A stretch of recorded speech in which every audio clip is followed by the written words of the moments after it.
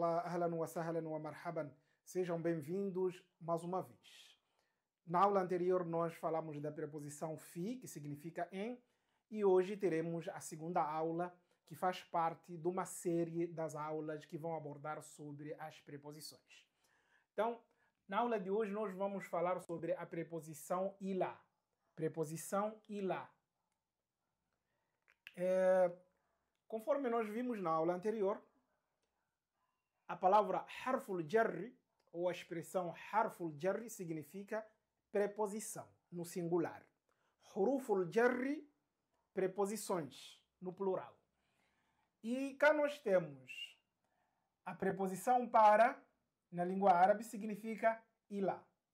Ou também a preposição a, ou seja, a preposição ilá, em árabe, equivale a duas preposições em português. A primeira preposição, que é para, ou a preposição a. Por exemplo, a pessoa pode dizer assim: eu vou à escola. Eu vou à escola. Leva normalmente o acento. E pode dizer também: eu vou para o mercado. Ou vou para casa. Melhor. Eu vou para casa. Vou para casa. Então, para lembrar as pessoas de que na língua portuguesa nós temos duas preposições que significam para. Então, aqui, neste caso, é a contração de duas preposições. Não, desculpe, é a contração da preposição a mais artigo definido feminino. Ou seja, esta contração, mais uma vez, é igual a preposição a mais artigo definido a escola. E aqui para, por isso nós temos a com acento. Só para lembrar um pouquinho dos que já se esqueceram dessas regras. Mas não é o nosso assunto. Contudo, demonstrando de que na língua árabe não existem duas preposições com o mesmo significado. É apenas a preposição ilá. Então, que quer dizer para ou a. Ok? Ou seja, independentemente da situação, se eu quero dizer vou à escola, vou usar a preposição ilá, ou vou para casa, vou usar a preposição ilá, sem nenhuma diferença, neste caso. Bem, olhando para os nossos exemplos, nós temos al-amthila, que significa exemplos, ok? E o primeiro exemplo é o seguinte, é uma pergunta. Aina tadhhab? Aina tadhhabu? Aina tadhhabu significa anta. Quando o verbo é conjugado, digamos, desta forma, né, com ta, significa anta. Aina tadhhabu anta? Se eu quiser, posso colocar a expressão ou o pronome anta. Só para deixar bem claro, para não ter dúvida. Aina tadhhabu anta? Mas esta partícula que nós usamos para conjugar o verbo é suficiente para a pessoa entender de que trata-se da segunda pessoa do singular. Mas a mesma conjugação serve também para hiya. Aina tadhhabu hiya? Por isso, melhor neste caso colocar o pronome pessoal, né? Trazer o pronome pessoal para deixar bem claro. Agora, a resposta nós temos aqui. Ana adhabu ila ad-dukkani. Então, percebam de que nós temos a preposição ila, que significa para. Ad-dukkan significa loja. Loja, onde você pode comprar roupa ou qualquer coisa. Então, nós temos ad-dukkani. Agora, a regra diz o seguinte. Sempre que nós usarmos uma preposição, ou sempre que nós usarmos a preposição para, ila, o nome que vem depois dessa preposição, ou o substantivo que vem depois desta preposição, deve terminar com kasra. Ou seja, a última letra desse nome ou substantivo deve terminar com kasra. Neste caso, nós temos ad-dukan, terminou com kasra. Ana adhabu ila ad-dukan. Eu vou para a loja. Então, é desta forma. Vamos ver o segundo exemplo. Ila aina nadhhab. Ila aina nadhhab. Observem como é que nós criamos a segunda pergunta, diferente com a primeira. A primeira começa com aina. Aina quer dizer aonde, ou onde vamos. Aonde vamos. E a segunda que significa aonde vamos. Aonde vamos, ou para onde vamos. Para onde vamos. Então, vamos perceber que, normalmente, onde usa-se para lugar. Né? E a é a preposição, que significa para. Por exemplo, aonde. Então, você está questionando para onde a pessoa vai, ou seja, o lugar em que a pessoa vai. Então, neste caso, ila aina significa aonde. Só esta partícula aqui, ou esta parte. Quer dizer aonde. Aonde. Ou para onde. Para onde. Para onde. Ila aina. Para onde. Ila aina nadhhab. Para aonde vamos nós. Nadhhab quer dizer nós. Para onde vamos nós? A resposta fica nadhhabu, quer dizer nós vamos. Nadhhab, aqui neste caso eu não trouxe o pronome pessoal. Nadhhabu, que seria nahnu. Nahnu, nadhhabu, nós vamos. Mas aqui está nadhhabu, que significa vamos. Já entende-se de que somos nós. Nadhhabu ila, para al-baladiyya. Al-baladiyya. Desculpa, aqui faltou um ponto. Ila al-baladiyya. Nós vamos ao município. Município ou prefeitura. Normalmente no Brasil chama-se prefeitura e em alguns países município. É a mesma coisa. Então a palavra al-baladiyya significa município ou prefeitura. E observe mais uma vez que ela termina com kasra. Al-baladiyati. Al-baladiyati.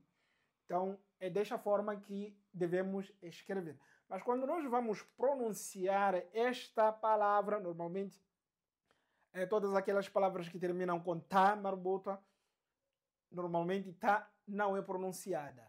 Mas nós pronunciamos a penúltima letra. Neste caso seria ila al-baladiyya. Quando a pessoa diz ila al-baladiyya, sem pronunciar o ta, mas colocando força na penúltima letra, entende-se de que, portanto, a pessoa falou correto e a última letra leva kasra. Neste caso, não precisa eu dizer, quer dizer, no dia a dia, numa conversa, eu não vou dizer ana adhabu ila al-baladiyati. Não, não é dessa forma.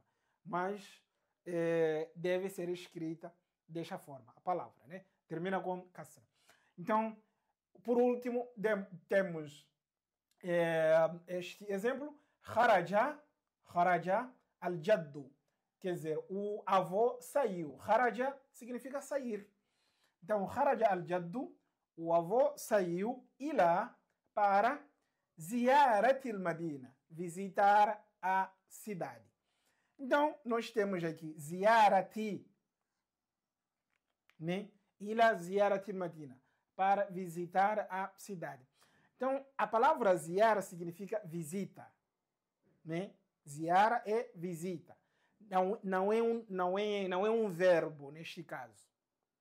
Apesar de que ao traduzirmos, podemos traduzir como se fosse um verbo, né? Mas aqui é um nome. Ziara significa visita. Então, o avô foi à visita da cidade. Essa seria uma tradução, ou seja, palavra por palavra. Então, ziyarat, que não está correto. Eu não posso traduzir desta forma. Mas é desta forma que deve ser escrita. Ou seja, kharaja al-jaddu ila ziyarat al-madina, o avô saiu para visitar a cidade. O verbo ziyara ou zara yazuru chama-se verbo zara yazuru. Para quem quiser conjugar. Zara yazuru. Ana azuru, nahnu nazuru. Verbo visitar. E aqui está o verbo. Voltando à questão da preposição ila. Então, nós podemos observar de uma forma geral de que todas as palavras que vieram depois da preposição ila terminaram com kasra. Ad-dukan, kasra. Al-baladiya, kasra. Ziyarat, kasra. É desta forma. Resumidamente, nós classificamos, neste caso, todas as preposições que nós temos, que na verdade é a única preposição, né? Como harful jar. Então, a classificação de ila chama-se, neste caso, ila é harful jar. Harfu al-jar. Esta é a classificação. Agora, ad-dukan, como é que se classifica a palavra ad-dukan? Que é, na verdade, o substantivo ou o nome que sofreu a ação de ila. Então, ad-dukan, neste caso, assim como al-baladiya e ziyarat, cada palavra destas são classificadas como ismun, né? Majrur. Ismun majrurun. Ismun majrurun. Então, lembrem de que nós já falamos sobre esta classificação, por isso estou a ser muito breve, que na aula anterior nós falamos sobre isto. Então, ismun majrurun são todas aquelas palavras que terminam com kasra depois da preposição. Esta é a classificação que é dada a todo nome. Então, desta forma, nós acabamos de conhecer a função, portanto, da preposição para, ou melhor dizer, a preposição ila. Harfu jar, ismun majrur. Ok? Agora, se nós quisermos, mais uma vez, classificar de uma outra forma, podemos fazer assim. Ila dukan, por exemplo. A palavra ila, dukan. Ila ad-dukan. Isso tudo posso juntar e classificar desta forma. Jarru al-majrur. Al-jarru والمجرور. الجر والمجرور. الجر والمجرور. Ou seja, eu estou a dizer إلى الدكان classifica-se como الجر والمجرور. إلى البلدية الجر والمجرور. إلى زيارة الجر والمجرور. Agora, a pergunta que nós colocamos é: por que não mudamos para kasra o pronome de interrogação? Aina. Aina. Aqui. Ou seja, nós dissemos ila aina. Ila aina. Por que não ila aini? Por que não desta forma? Preste atenção, é extremamente importante o que eu vou falar agora. Lembrem-se de que nós estamos a dizer de que o que sofre a ação da preposição ila, que sofre a ação da preposição ila, é o nome. Ou seja, se depois de ila aparecer um nome. Por isso, observem as palavras. Abdukan é o nome do lugar. Al-Baladia. Al-Baladia. O nome de um lugar. A Ziara.